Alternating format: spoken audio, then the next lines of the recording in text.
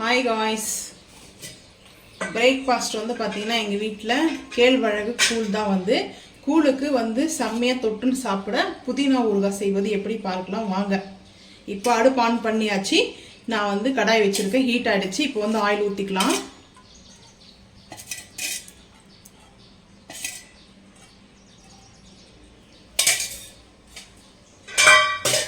Oil பார்த்தீங்கன்னா நம்மளுக்கு வதங்கிறதுக்கு தான் தேவை. நான் கொஞ்சம் புதினா ஊறுகாய் டிஃப்ரெண்ட்டாக செய்கிறேன் இன்னைக்கு. பார்த்தீங்கன்னா உளுத்தம் பருப்பு சேர்த்துக்கலாம். உளுத்தம் பருப்பு சேர்த்துட்டு நல்லா அதை ரோஸ்ட் பண்ணிக்கலாம். லைட்டாக பார்த்தீங்கன்னா கோல்டன் ப்ரௌனில் வரணும். அந்த டைமில் நம்ம இதெல்லாம் சேர்த்துக்கலாம். இங்கே பார்த்தீங்கன்னா புளி எடுத்து வச்சுருக்கேன், பூண்டு உரிச்சு வச்சுருக்கேன், ஒரு பிஞ்ச் அளவுக்கு பார்த்தீங்கன்னா ஒரு 2 பிஞ்ச் அளவுக்கு இஞ்சி வச்சுருக்கேன், பச்சை மிளகாய் காரத்துக்கு, சின்ன வெங்காயம். இது தான் டிஃப்ரெண்ட்டாக. சின்ன வெங்காயம் சேர்த்து நம்ம செய்யும்போது பார்த்தீங்கன்னா சின்ன வெங்காயம் எதில் ஆட் பண்ணாலே அதோட டேஸ்ட் பார்த்தீங்கன்னா வேறு லெவலில் கொடுக்கும். ஸோ அதனால் பார்த்தீங்கன்னா சின்ன வெங்காயம் நான் ஒரு 20க்கு மேலே இருக்கும். சின்ன வெங்காயம் பீஸ் பார்த்தீங்கன்னா 20க்கு மேலே இருக்கும். ஒரு 30 வெங்காயத்துக்கு குட்டி குட்டி இருக்குது. ரொம்ப சின்ன சின்னதெல்லாம் உரிச்சு வாஷ் பண்ணி எடுத்து வச்சுருக்கேன். இதெல்லாம் வாஷ் பண்ணி வச்சுருக்கேன். புதினா பார்த்தீங்கன்னா ஒரு கட்டு 10 ரூபான்னு வாங்கிட்டு வந்தேன். இதையும் நல்லா வாஷ் பண்ணி இந்த மாதிரி ஜல்லடியில் பார்த்தீங்கன்னா வடிகட்டி இருக்குல்ல, இப்படி இந்த பாத்திரத்தில் போட்டு தண்ணியெல்லாம் வடிகட்டிடும். வடிகட்டி வச்சுருக்கேன். இப்போ பார்த்தீங்கன்னா கோல்டன் ப்ரௌன் வந்துச்சு நம்மளுக்கு. இந்த டைமில் புளி மட்டும் நம்ம இப்போ சேர்க்கக்கூடாது. சின்ன வெங்காயம், பூண்டு, இஞ்சி, பச்சை மிளகாய் இது எல்லாத்தையும் சேர்த்துட்டு இப்போ நம்ம இதை சேர்த்துருவோம். சேர்த்துட்டு உடனே தட்டு போட்டு மூடிடுவோம். ஏன்னா அது சலன்னு வெடிக்க ஆரம்பிக்கும். ஸோ அதனால் பார்த்தீங்கன்னா எல்லாம் ஒன்றா போட்டாச்சு. புளி மட்டும் ஃபைனலாக போட்டுக்கலாம். பார்த்தீங்கன்னா வெங்காயம் நல்லா வதங்க ஆரம்பிக்குது. வெங்காயமும் பச்சை மிளகாலாம் பார்த்தீங்கன்னா நல்லா இந்த மாதிரி வதங்கும் போதே வெடிக்க ஆரம்பிக்கும். இப்போ நம்ம புதினாவை சேர்த்துக்கலாம். புதினாவை எப்போவே பார்த்தீங்கன்னா ஃபுல்லாக நம்ம போட்டுறக்கூடாது. கொஞ்சம் கொஞ்சமாக போட்டு தான் வதக்கணும். புதினா பார்த்தீங்கன்னா கொஞ்சம் கொஞ்சம் தான் போட்டு வதக்கணும். இப்போ பார்த்தீங்கன்னா இப்படி நம்ம வதக்க இல்லை இந்த மாதிரி இப்போ பார்த்தீங்கன்னா 2 கைப்பிடி போட்டோமா, 2 கைப்பிடி போட்டோம்னா 1 கைப்பிடி அளவுக்கு தான் புதினா சுருங்கிடும். ஏன்னா அது பார்த்தீங்கன்னா அந்த ஹீட்டுக்கு பார்த்தோன்னே அது ஃபுல்லாக சுருங்கி வந்துடும், சுருண்டுடுவாங்க. இப்போ இந்த டைமில் இன்னும் இருக்கிறத நம்ம புதினா சேர்த்துக்கலாம். இன்னும் 2 கைப்பிடி அளவுக்கு புதினாவை சேர்த்துட்டு எப்போயும் புதினா ஊறுகாய் சட்னி அரைக்கும் போது பார்த்தீங்கன்னா உப்பு ஃபஸ்ட்லேயே சேர்க்கக்கூடாது. ஏன்னா அது அதிகமாக பார்க்கறதுக்கு தெரியும். புதினா இலை, புதினாலாம் கீரைலாம் வெந்துச்சுன்னா கம்மியாயிடும் பார்த்தீங்கன்னா.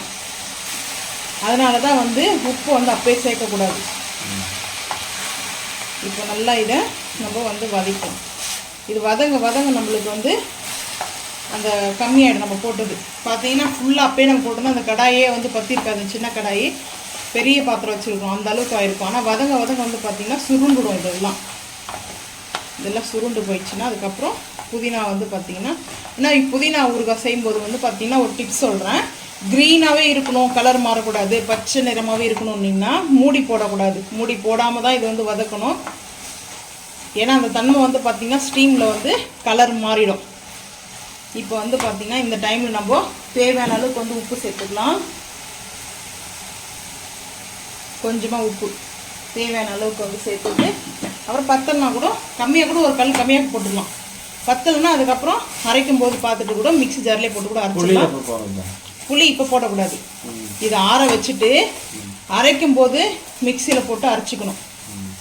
நம்ம இப்படி தான் செய்வோம். சில பேர் எப்படி செய்கிறாங்கன்னு எனக்கு தெரியாது. இது பார்த்திங்கன்னா எங்கள் அம்மாவோட டிஷ்ஷு. எங்கள் அம்மா இப்படி தான் செய்வாங்களே எப்போவுமே. எங்கள் அம்மா பார்த்தீங்கன்னா புளியெலாம் அப்போ இதில் போட மாட்டோம்.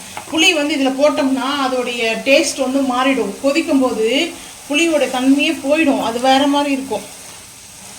அதனால் நம்ம புளி மட்டும் இப்போ போடக்கூடாது. இது ஆறட்டும். இப்போ பாருங்கள் எவ்வளோ போட்டோம். கடாய் ஃபுல்லாக நிறைஞ்சு போகிற அளவுக்கு இந்த புதினா இப்போ பார்த்தீங்கன்னா நல்லா சுருண்டு போய் எப்படி இருக்குது பாருங்கள். வெங்காயமே அதிகமாக தெரியுது. நான் புதினா கம்மியாகிடுச்சு. இப்போ நல்லா பார்த்தீங்கன்னா இந்த மாதிரி தண்ணி சுண்டற அளவுக்குலாம் நம்ம சுண்ட வர்ற அளவுக்குலாம் பார்த்தீங்கன்னா நம்ம இதை குக் பண்ணக்கூடாது. அவ்வளோதான். இந்த ஸ்டேஜில் நம்மளுக்கு புதினா இந்த மாதிரி வந்துச்சுன்னா நம்ம அடுப்பு ஆஃப் பண்ணிடணும். அடுப்பு ஆஃப் பண்ணிவிட்டு ஆற வச்சுட்டு அரைக்கிறத பார்க்கலாம். புளி சேர்த்துக்கலாம். இப்போ நம்ம மிக்சியில் போட்டு நல்லா அரைச்சிட்டு வந்துடலாம். ஊறுகாய் வந்து இப்போ அரைச்சிட்டு வந்தாச்சு. இப்போ வந்து பார்த்திங்கன்னா புதினா ஊறுகாய் அரைச்சிட்டு நான் வந்து இந்த மாதிரி பக்கெட்டில் வந்து ஸ்டோர் பண்ணி பண்ணிப்பேன். இந்த சின்ன பக்கெட்டில் வந்து பார்த்திங்கன்னா ஓட்டர் ஸ்டைல் இப்போ சாப்பிட்றதுக்கே இந்த பக்கெட்டில் வந்து எப்போவுமே நாங்கள் ஸ்டோரேஜ் பண்ணி புதினா ஊறுகாய் வச்சுட்டோம்னா ஒரு 2 நாள் 3 நாளுக்கு வந்து ப்ரெட் ரோஸ்ட்டுக்கெலாம் நாங்கள் யூஸ் பண்ணிப்போம். ஆனால் இந்த மாதிரி க்ரீன் கலரில் நல்லா இருக்கும். ஆனால் நான் சின்ன வெங்காயமும் போட்டிருக்கேன். இப்போ பார்த்திங்கன்னா இப்போ கூழ் மேலே வந்து சின்ன வெங்காயம் வாஷ் பண்ணி கட் பண்ணி வச்சுருக்கிறேன் சின்ன வெங்காயத்தை மேலாப்பில் போட்டுக்கலாம். சின்ன வெங்காயம், பச்சை மிளகாய் அது சாப்பிடும்போது பார்த்திங்கன்னா அவ்வளோ சூப்பராக இருக்கும். சின்ன வெங்காயமும் பச்சை மிளகாய் சாப்பிடும்போது இதுதான் எங்கள் வீட்டில் இன்றைக்கி காலையில் வந்து பார்த்திங்கன்னா பிரேக்ஃபாஸ்ட் வந்து பார்த்திங்கன்னா கூழ் தான் எடுத்துருக்கேன். ரொம்ப வெயில் வந்து அதிகமாக இருக்குது. ஸோ அதனால் வெயில் அந்த நம்ம ஹீட் வந்து குறைக்கிறதுக்காக கூழ் சாப்பிட்டா ரொம்ப உடம்புக்கு வந்து நல்லது. அதனால் நான் வந்து கூழ் தான் இன்றைக்கி பிரேக்ஃபாஸ்ட்டுக்கு செஞ்சுருக்கேன். இந்த வீடியோ வந்து பிடிச்சா மறக்காமல் லைக் பண்ணுங்கள், ஷேர் பண்ணுங்கள், சப்ஸ்கிரைப் பண்ணுங்கள், பெல் ஐக்கான் வந்து கிளிக் பண்ணுங்கள், நம்ம சேனலை வந்து ஃபாலோ பண்ணுங்கள். அப்போ தான் நம்ம போடுற வீடியோ நோட்டிஃபிகேஷனாக வரும். தேங்க்யூ.